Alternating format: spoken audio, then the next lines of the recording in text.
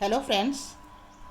आज का अपना टॉपिक है 5 किंगडम क्लासिफिकेशन। बहुत ही इजी टॉपिक है लेकिन इम्पॉर्टेंट है एग्ज़ाम पॉइंट ऑफ व्यू से।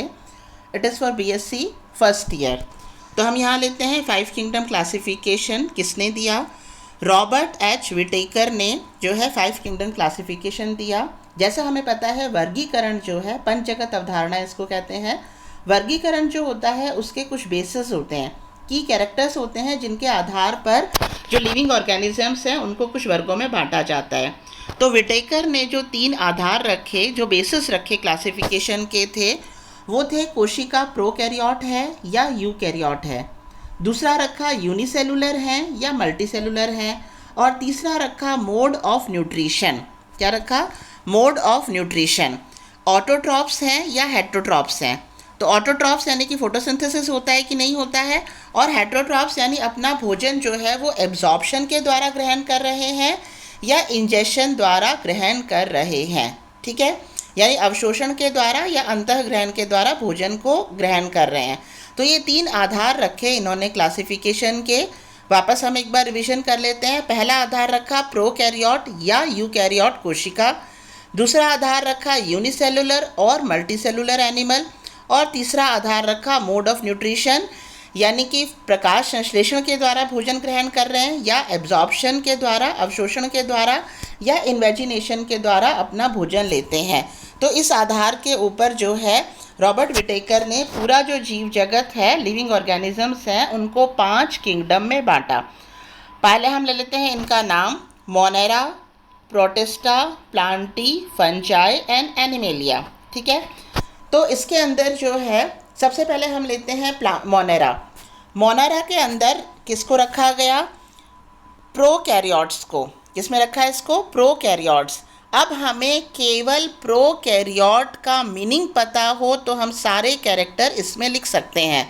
प्रो का मतलब होता है प्रिमिटिव और कैरियोट का मतलब होता है केंद्रक, यानी ऐसी कोशिकाएं जिनके अंदर केंद्रक पूर्ण रूप से विकसित नहीं होते हैं, उन कोशिकाओं को कहते हैं प्रोकैरियोटिक सेल्स। तो इसका मतलब क्या हुआ? मोनेरा के अंदर उन जीवों को रखा गया जो प्रोकैरियोट प्रकार के थे, और इनके एग्जाम्पल क्या हैं? Bacteria and blue green algae. तो अब हम यहाँ पर केवल किसके? प्रोकैरियोट के कैरेक्टर अगर हम डाल देंगे तो ये सारे कैरेक्टर इसमें आ जाएंगे। जैसे यहाँ पर प्रोकैरियोट्स में क्या होता है? सेल ऑर्गेनेलीज नहीं पाए जाते हैं, यानी कोशिकांग। और कौन से कोशिकांग? जिनके ऊपर मेम्ब्रेन होती है, जैसे माइटोकॉन्ड्रिया है, गोल्जी कॉम्प्लेक्स है, एंडोप्लाज्मिक रेटिकुलम है, न्यूक्लियर मेम्ब्रेन, ये बाद में अलग से स्टेप आ जाएगा न्यूक्लियर मेम्ब्रेन का, यानी मेम्ब्रेन युक्त कोशिकांग नहीं पाए जाते हैं। तो सबसे पहला पॉइंट क्या हो जाएगा? Cell organelles not present. DNA जो कि जेनेटिक मटेरियल है, या तो डीएनए जेनेटिक मटेरियल इसमें नहीं होगा, आरएनए होगा। अगर डीएनए है भी तो वो न्यूक्लियर मेम्ब्रेन में इनक्लोज नहीं होता है, यानी केंद्रक झिल्ली नहीं होती है। तो इसका मतलब जो जेनेटिक मटेरियल है वो किसमें? साइटोप्लाज्म के अंदर जो है बिखरी अवस्था में उपस्थित रहता है। तीसरा पॉइंट क्या है इसमें? डीएनए के साथ प्रोटीन नहीं होता है, जैसे कि बाकी जो यूकैरियोट होते हैं, एज इन अदर यूकैरियोट्स, यानी बाकी यूकैरियोट्स में जो डीएनए होता है उसके अंदर हिस्टोन नामक प्रोटीन होता है, लेकिन इसके अंदर यानी प्रोकैरियोट के अंदर जो डीएनए है उनमें प्रोटीन नहीं होता है। इसमें क्रोमोसोम स्पष्ट नहीं है। क्रोमोसोम स्पष्ट नहीं है तो इनमें समसूत्री विभाजन यानी कि माइटोसिस इसमें नहीं होगा, और इसी कारण से इनमें सेक्सुअल रिप्रोडक्शन भी नहीं होता है। तो ये जो ऊपर के कैरेक्टर हैं ये तो हम प्रोकैरियोट एक शब्द से पूरे कैरेक्टर अपने आप लिख सकते हैं। अब हमने हाईलाइट किया है इसको स्टार दे करके। Bacteria and blue green algae में क्या समानता है? बाकी प्रोकैरियोट के अलावा क्या समानता है?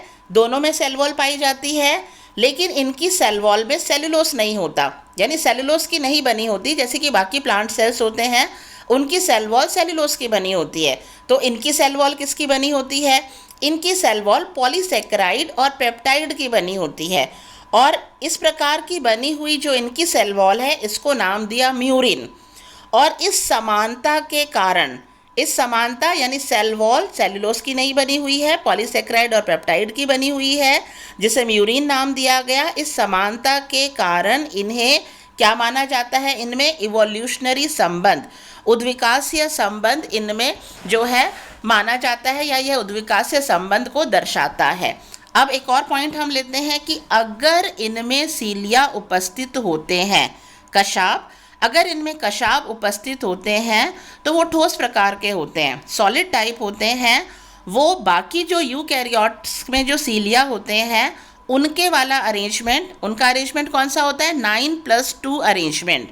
तो 9+2 अरेंजमेंट वाले सीलिया इनमें नहीं होते हैं। तो यहाँ हमें केवल क्या याद रखना है, मोनेरा मतलब प्रोकैरियोट और इनके example bacteria and blue green algae, BB bacteria and blue green algae prokaryote के कैरेक्टर आ जाएंगे। बाद में हमें इन दोनों का इवोल्यूशनरी संबंध बताना है जो सेल वॉल के मदद से बताएंगे, और जो है इस तरह से मोनेरा कंप्लीट हो जाता है हमारा। तो रटना कुछ नहीं पड़ा हमें इसमें। अब हम लेते हैं आगे सेकेंड किंगडम प्रोटेस्टा। प्रोटेस्टा में यूनिसेलुलर ही है लिविंग ऑर्गेनिजम्स, यूनिसेलुलर लेकिन यूकैरियोटिक। यू जहाँ शब्द आता है उसका मतलब होता है वास्तविक या ट्रू। तो ट्रू कैरियोट यानी कि ऐसी कोशिकाएं जिनके अंदर केंद्रक पूर्ण रूप से विकसित है, का मतलब क्या हुआ, केंद्रक के बाहर केंद्रक झिल्ली पाई जाएगी यानी न्यूक्लियर मेम्ब्रेन पाई जाएगी, और जो जेनेटिक मटेरियल है वो कहाँ है, न्यूक्लियर मेम्ब्रेन के अंदर बंद होता है। ठीक है, तो अब हम यहाँ पर केवल ये शब्द याद रखेंगे कि यूकैरियोटिक एंड यूनिसेलुलर, तो हम जो है इसके पूरे कैरेक्टर इसमें अपने आप निहित हो जाएंगे प्रोटिस्टा में। प्रोटिस्टा में एग्जाम्पल आ जाएगा प्रोटोजोआ एंड यूनिसेलुलर एल्गी। यहाँ मैंने शॉर्ट में लिखा है न्यूक्लियर मेम्ब्रेन प्रेजेंट, यानी केंद्रक झिल्ली पाई जाती है, मेम्ब्रेन बाउंडेड ऑर्गेनेलिस भी पाए जाते हैं। मेम्ब्रेन बाउंडेड ऑर्गेनेलिस कौन से, जो mitochondria, Golgi complex, endoplasmic reticulum, chloroplast है ना, तो इस तरह के ये ऑर्गेनेलिस जिसमें झिल्ली होती है वो भी पाए जाते हैं। सीलिया अगर इनमें पाया जाता है तो उनका अरेंजमेंट होता है 9+2 अरेंजमेंट, और इनमें सम कंटेन्स क्लोरोप्लास्ट। तो जो क्लोरोप्लास्ट, जैसे कि हम प्रोटोजोआ का ही अगर एग्जाम्पल लेते हैं तो युग्लिना जो है उसमें क्लोरोप्लास्ट पाया जाता है, तो जब तक उसको प्रकाश मिलता है तो वो भी फोटोसिंथेसिस करता है। इसी तरह से एल्गी जो है, यूनिसेलुलर एल्गी जो है, इनमें भी क्लोरोप्लास्ट पाया जाता है, तो ये फोटोसिंथेसिस करते हैं। तो some contain chloroplast, so they are autotrophs. बाकी क्या है, बाकी हेटरोट्रॉप्स हैं, यानी वो अपना भोजन कैसे ग्रहण करेंगे, अवशोषण या अंतर्ग्रहण द्वारा अपना भोजन ग्रहण करते हैं। तो ये किसके बारे में हो गया, प्रोटेस्टा। तो प्रोटेस्टा में हमें केवल क्या याद रखना है, यूनिसेलुलर है लेकिन यूकैरियोटिक है। अब हम आते हैं प्लांटी। प्लांटी में सारे प्लांट्स आ जाते हैं, और प्लांटी, फंगाई और एनिमली, यहाँ तीनों में एक चीज़ कॉमन क्या हो गई, अब शुरुआत हो गई है किसकी, मल्टी सेलुलर यूकैरियोट्स की। किसकी, मल्टी सेलुलर हैं और यूकैरियोट्स हैं। ठीक है, सबसे पहले हम लेते हैं प्लांट्स का ही, प्लांटी। प्लांटी के अंदर algae, fern, bryophyta, angiosperms and gymnosperms, सारे किसके अंदर आएंगे, प्लांटी के अंदर। इसका मतलब इनका मोड ऑफ न्यूट्रिशन क्या है, फोटोसिंथेसिस है, ये मेन कैरेक्टर है प्लांटी का। और इसका मेन कैरेक्टर क्या है, प्लांट्स स्थानबद्ध होते हैं, डू नॉट शो लोकोमोशन, गमन नहीं करते हैं। तो स्थानबद्ध होने के लिए इनमें क्या पाया जाता है, इनमें रूट पाई जाएंगी, या होल्ड फास्ट पाए जाएंगे, या एंकरेज पाए जाएंगे। ठीक है, जिनके सहायता से यह स्थानबद्ध रहते हैं। और दूसरी चीज़ जो इसमें मैंने क्या बताया, इनके अंदर क्या पाए जाते हैं, पिगमेंट, ये मेन कैरेक्टर है इसका, पिगमेंट का पाया जाना फॉर फोटोसिंथेसिस। तो पिगमेंट जो है 3 प्रकार के होते हैं, रोडोफाइटा, फेयोफाइटा या क्लोरोफाइटा। रोडोफाइटा यानी कि लौह युक्त, आयरन युक्त, फेयोफाइटा यानी कि ब्राउन कलर के, क्लोरोफाइटा यानी कि ग्रीन कलर के। तो जिसमें से रोडोफाइटा और फेयोफाइटा प्रकार के पिगमेंट तो पाए जाते हैं एल्गी में, जबकि क्लोरोफाइटा प्रकार के पिगमेंट पाए जाते हैं किसमें, ब्रायोफाइटा, जिम्नोस्पर्म्स और एंजियोस्पर्म्स में। ठीक है, अब यहाँ एक चीज़ और रहती है इसके अंदर कि फंगाई को छोड़ करके सारे जो मेटाफाइटा हैं यानी बहुकोशिकीय पादप एक्सेप्ट फंगाई, ये सब किसके अंतर्गत आते हैं, प्लांटी के अंतर्गत आते हैं। तो बिल्कुल सिंपल है प्लांटी के अंतर्गत। तो हमें क्या करना है, इसमें दो चीज़ों को हाईलाइट करना है। एक तो ये स्थानबद्ध होते हैं, दूसरा इनमें पिगमेंट पाए जाते हैं और ये फोटोसिंथेसिस के द्वारा जो है अपना भोजन बनाते हैं, दूसरों के ऊपर भोजन के लिए निर्भर नहीं रहते हैं। ठीक है, अब हम लेते हैं फंगाई। फंगाई को अलग क्यों रखा, क्योंकि ये मल्टीसेलुलर है, यूकैरियोटिक है। ठीक है, तो इसे अलग क्यों रखा, यहाँ हम लेते हैं यहाँ पर कि इनमें भी सेल वॉल तो पाई जाती है लेकिन क्लोरोप्लास्ट नहीं पाया जाता है।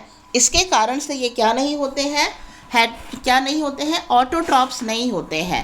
तो ये क्या होते हैं, हेट्रोट्रॉप्स होते हैं, यानी कि अपने भोजन के लिए दूसरों पर निर्भर करते हैं। अब ये अपना भोजन किस प्रकार से लेते हैं, यह अपना भोजन अवशोषण यानी एब्जॉर्प्शन से प्राप्त करते हैं। यह खाद्य पदार्थों पर पनपते हैं तथा इनको पचाने के लिए अपने बाहर एंजाइम्स को स्रावित करते हैं और बाहर ही भोजन को पचा करके उसका क्या कर दिया जाता है, अवशोषण कर लिया जाता है। और फंजाई यानी कवक, तो कवक में नलिकाकार रचनाएं होती हैं और कवक में जालक यानी माइसीलियम पाया जाता है। जालक यानी माइसीलियम पाया जाता है जिसमें क्या भरा रहता है, जीव द्रव्य भरा रहता है। तो इसमें जीव द्रव्य प्रवाहित होता है तथा इसमें अनेक केंद्रक होते हैं और यह भी अधिकांशतः अचल होते हैं। अधिकांशतः क्या होते हैं, ये अचल होते हैं। कई बार आप लोगों ने अपना टिफ़िन बॉक्स है जैसे आप लेकर के आए और उसको खोलना भूल गए, एक दिन की या 2 दिन की छुट्टी है, उसको आप खोलना भूल गए, तो उसमें आपने देखा होगा कि जो है फफूंद आ जाती है ना, या फिर कई बार अचार के ऊपर फफूंद आ जाती है अगर हल्का सा नमी रहती है तो उसमें। तो ये फफूंद क्या है, ये कवक ही है। ठीक है, तो ये जो है ये हो गया किसका, फंगाई का। अब हम लेते हैं इसका लास्ट किंगडम, वो कौन सा है, एनिमेलिया। एनिमेलिया में सारे एनिमल्स आएंगे। एनिमेलिया में एनिमल्स यानी कि इसका मेन कैरेक्टर क्या है इसमें, कि इनमें पिगमेंट नहीं होने के कारण यह अपना भोजन नहीं बनाते हैं, अपने भोजन के लिए प्लांट्स के ऊपर प्रत्यक्ष या अप्रत्यक्ष रूप से निर्भर करते हैं। ठीक है, अब हम लेते हैं बाकी कैरेक्टर इसके, सेल। इनकी जो सेल होती हैं वो उनमें सेल वॉल नहीं पाया जाता है, केवल सेल मेम्ब्रेन पाई जाती है। फोटोसिंथेसिस क्रॉस कर रखा है, मतलब फोटोसिंथेसिस नहीं होता है। और ये हेट्रोट्रॉफिक होते हैं, राइट कर रखा है, इसका मतलब ये क्या है, हेट्रोट्रॉफिक होते हैं। एनिमल्स जो होते हैं इनमें सेंसरी ऑर्गन्स पाए जाते हैं और सेंसरी ऑर्गन्स में नर्व सेल्स जो है वो इनमें पाई जाती हैं। लोकोमोशन मूव करते हैं, ज़्यादातर मैक्सिमम मूव करते हैं। ठीक है, तो इनमें क्या है, लोकोमोशन के लिए क्या है, मसल्स पाई जाती हैं। यहाँ मैंने मैक्सिमम क्यों बोला, जैसे हर्डमानिया है तो हर्डमानिया क्या स्थानबद्ध होता है, हालांकि उसका लार्वा मूवेबल है, उसका लार्वा फ्री स्विमिंग है, मूवेबल है, इसलिए मैंने मैक्सिमम बोला। अदरवाइज हम नॉर्मल डाल सकते हैं कि लोकोमोशन होता है, और जहाँ लोकोमोशन होता है मतलब मसल्स है, तो मसल्स पाई जाती हैं क्योंकि मस्कुलर मूवमेंट के कारण ही लोकोमोशन होता है। जनरली ये डिप्लॉयड होते हैं, 2n द्विगुणन होते हैं। जनरली इनमें सेक्सुअल रिप्रोडक्शन पाया जाता है। और ये कैरेक्टर्स किसके हो गए, एनिमेलिया के। इस तरह से ये बहुत ही छोटा सा और सिंपल सा टॉपिक है 5 किंगडम क्लासिफिकेशन का, छोटा लेकिन important exam point of view से, और बहुत ही सिंपल। विटेकर ने दिया 5 जो किंगडम है, Monera, Protista, Plantae, Fungi and Animalia. उम्मीद करती हूँ आपको समझ में आया होगा। थैंक